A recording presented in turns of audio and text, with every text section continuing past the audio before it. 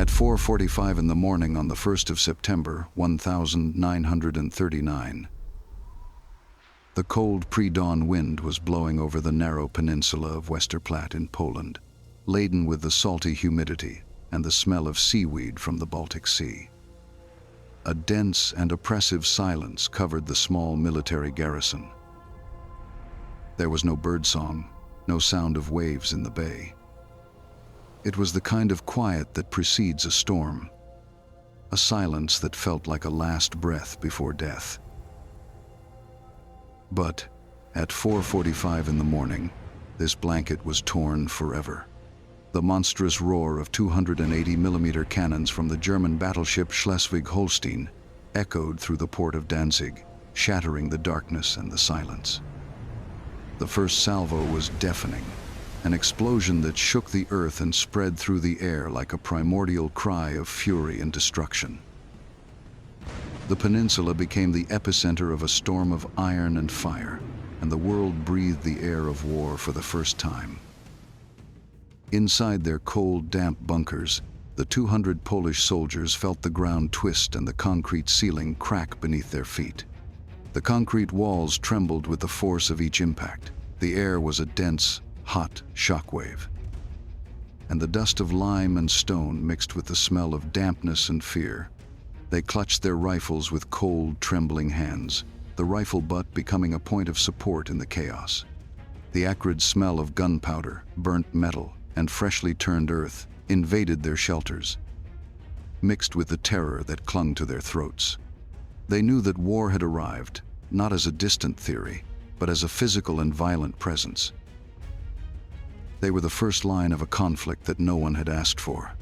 The attack on Westerplatte was not an isolated incident.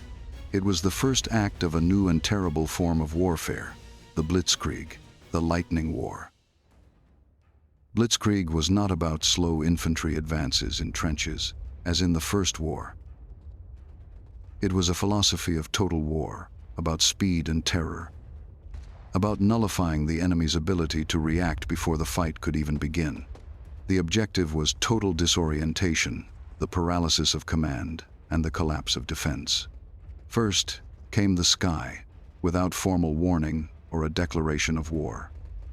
A series of coordinated air attacks swept over Polish airfields, destroying the Polish Air Force before it could even take off. The sound of enemy engines was the first and last thing many heard. Pilots were killed in their barracks. Planes were reduced to smoking wrecks and twisted carcasses. The goal was not just to destroy enemy forces, but to sow panic and chaos, blinding and deafening the adversary to any hope of organized defense. Next, bombers targeted civilian infrastructure, cutting off communication and supply lines, essential for the coordination of any military response. Barracks, ammunition depots, bridges, highways, and railways were hit. The entire country was thrown into a state of confusion and isolation. The tactic of nullifying the enemy's ability to react was working. Stuka dive bombers, with their terrifying sirens that cut through the air like a demonic scream, nicknamed the Trumpets of Jericho, hunted down columns of marching Polish troops, turning them into easy and terrifying targets. But they did not stop there. Fighter planes strafed columns of civilian refugees on the roads, deliberately creating congestion to hinder the mobilization of the Polish defense. The violence against civilians was not a wartime accident. It was a strategic tool to break the will to resist, to impose panic as a weapon.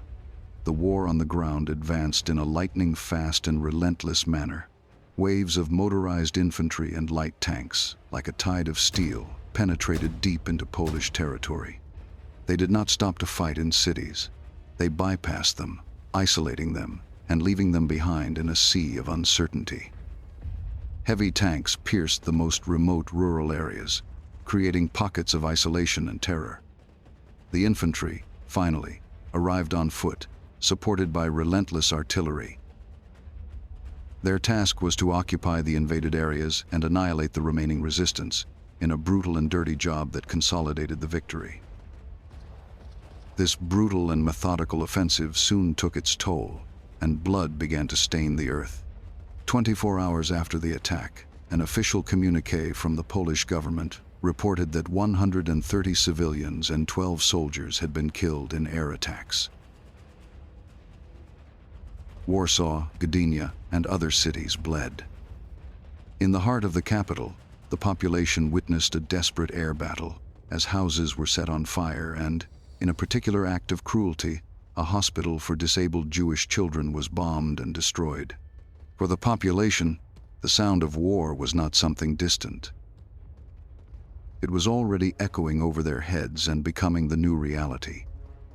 The Blitzkrieg came to impose a new order, but behind the front lines, the methodical evil of Nazi ideology took an even darker form. Hitler ordered the SS Totenkopf regiments, the Death's Head Division, to enter Poland.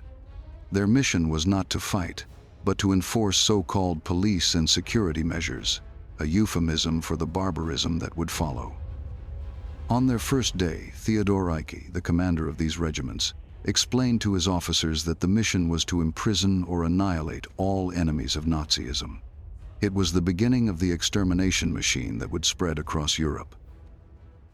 The Polish soldiers in Westerplatte and on other fronts fought with desperate courage, aware that their antiquated defenses were no match for the new form of war.